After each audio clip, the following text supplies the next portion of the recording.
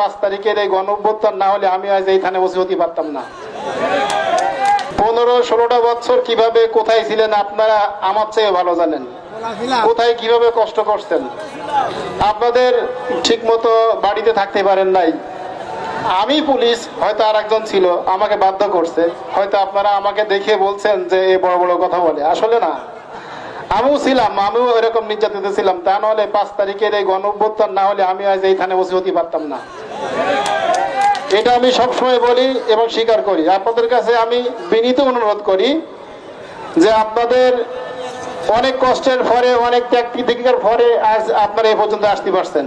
Double million offer, Walton fridge কিনে পেতে পারেন 20 লক্ষ টাকা, রয়েছে কোটি কোটি টাকার নিশ্চিত উপহার।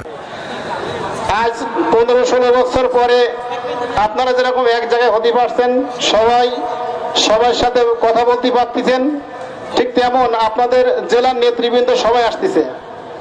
আপনাদের বিএনপির সকল নেতৃবৃন্দ জেলায় যারা আছেন তারা সবাই কিন্তু আজ এই মঞ্চে আসতেছে। আমি আপনাদের কাছে বিনীত অনুরোধ করব যে সুযোগটা আসছে সেই সুযোগটা সদ্ব্যবহার করেন। এমন কোনো কাজ করেন না যে আপনাদের মধ্য থেকে তৃতীয় পক্ষ কোনো সুযোগ নিক।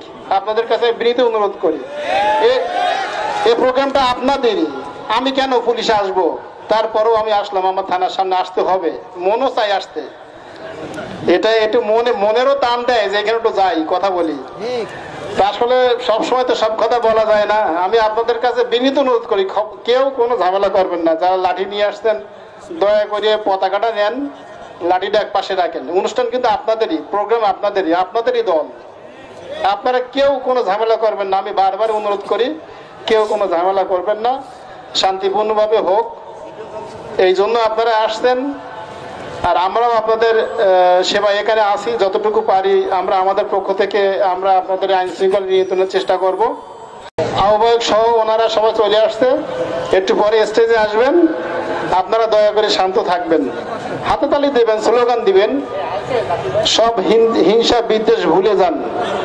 আপনাদের মধ্যে যদি হিংসা থাকে তৃতীয় পক্ষ কোনো সুযোগ নেবে, এই সুযোগটা দেওয়ার দরকার নেই, আর দেওয়া যাবে না। এই সুযোগ আর দেওয়া যাবে না, এই ক্ষমতা আপনারা এটা দিবেন না দয়া করে। আমি শেষ করি, আপনারা কথা দিচ্ছেন তো, কেউ কোনো ঝামেলা করবেন না, শান্তিপূর্ণভাবে এই অনুষ্ঠান প্রোগ্রাম শেষ করবেন। তো আমাদের নেতৃবৃন্দ এই রাস্তা দিয়ে আসবে, ডান পাশ দিয়ে। দয়া করে আপনারা এই জায়গাটা একটু ফাঁকা করে দিবেন। আর আবারও বলি, আমার শেষ, আপনাদের কাছে অনুরোধ করি আপনারা কেউ ঝামেলা করবেন না, শান্তিপূর্ণভাবে এই অনুষ্ঠানটা শেষ করবেন।